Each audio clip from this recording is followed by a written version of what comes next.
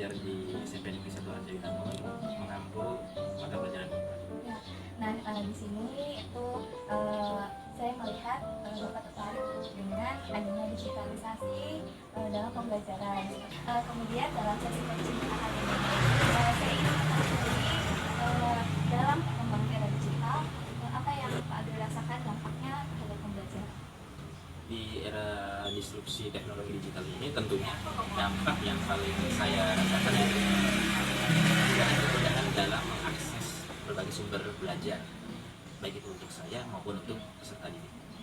Tentunya itu juga bisa memberikan manfaat ya kepada peserta Betul didik. sekali. Ya, tapi namanya juga pisau bermata dua gitu ya, ada manfaat ada tantangan. Nah, tantangan itu apa ya?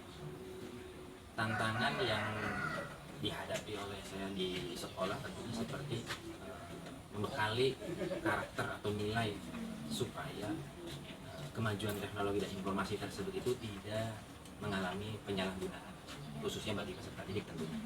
Betul ya, jadi digitalisasi pembelajaran itu juga bisa menjadi tantangan yang menakutkan karena adanya penyalahgunaan. Nah, ada juga yang cukup mengenai digitalisasi pembelajaran. Kemudian apa yang ingin ditingkatkan oleh Pak Agri dalam kemampuan atau pengetahuan tentang digitalisasi berbasis pembelajaran tersebut?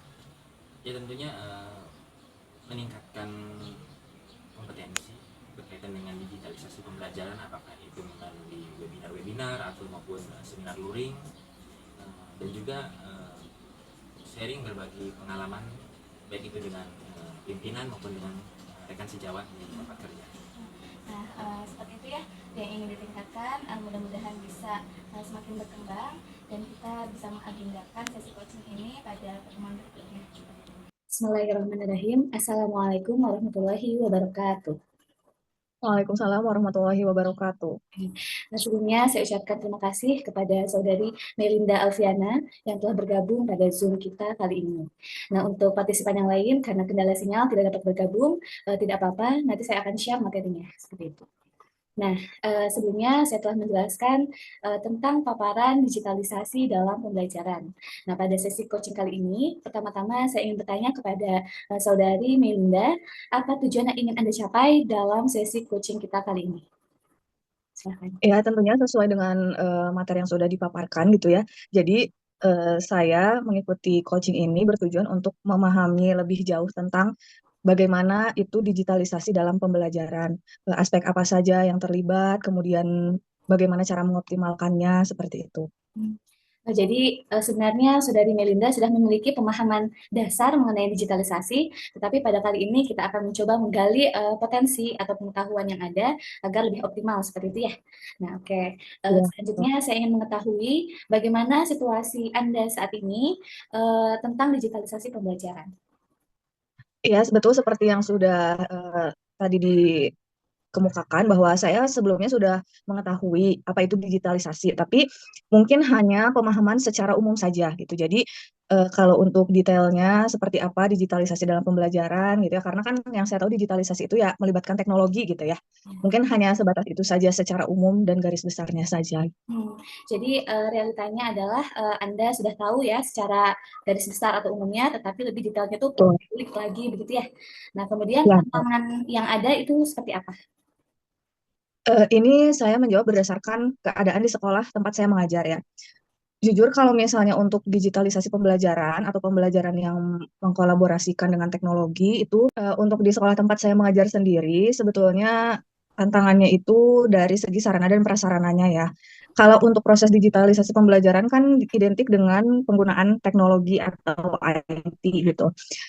Nah, dari segi sarana prasarana di sekolah itu contohnya untuk Infokus jumlahnya itu sangat terbatas dan jika ingin menggunakan itu harus bergantian dengan guru lain gitu. Jadi eh, kalau tidak salah hanya ada dua kalau nggak salah ya Infokusnya gitu. Jadi sulit untuk memanfaatkannya. Kemudian untuk Smart TV juga itu terbatas juga selain mobilitasnya yang sulit ya untuk membawa Smart TV itu ke kelas-kelas gitu. Eh, Jumlahnya juga memang terbatas gitu. Kalau tidak salah juga hanya ada dua. Nah, selain faktor sarana dan prasarana dari sekolah, dari siswanya juga untuk di sekolah tempat saya mengajar itu tidak semuanya memiliki HP gitu. ada yang masih menggunakan HP bersama-sama dengan orang tuanya.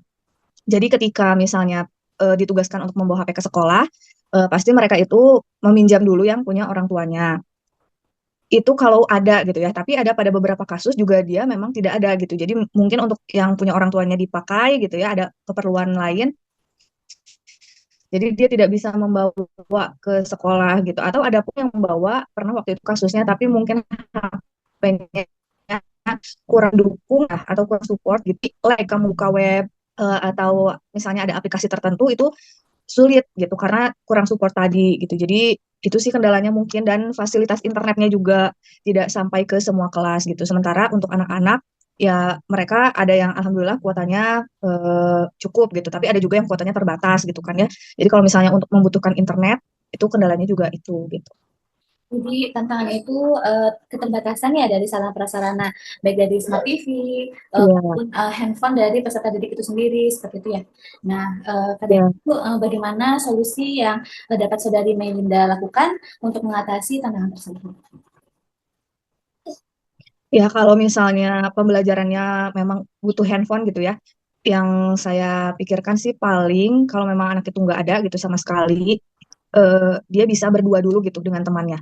Kalau memungkinkan untuk bergantian, bisa bergantian, tapi kalau enggak, mungkin dia bisa ya bersama-sama, misalnya ketika mengerjakan kuis gitu ya, atau menonton video di YouTube gitu, dia bisa berdua dulu dengan temannya. Nah, sebetulnya di sekolah juga ada Chromebook ya, tapi kan jumlahnya juga terbatas, dan kadang Chromebook itu tidak seleluasa HP penggunaannya gitu. Anak-anak juga kurang familiar. Jadi mungkin kalau misalnya apa yang bisa memakai Chromebook bisa pakai Chromebook gitu. Kalau enggak ya paling tadi berdua dengan temannya dulu gitu menggunakan handphone. Mengadakan sesi coaching berikutnya, dan saya cukupkan untuk sesi kali ini. Terima kasih banyak kepada Saudari Melinda atas waktunya. Assalamualaikum warahmatullahi wabarakatuh. Waalaikumsalam warahmatullahi wabarakatuh.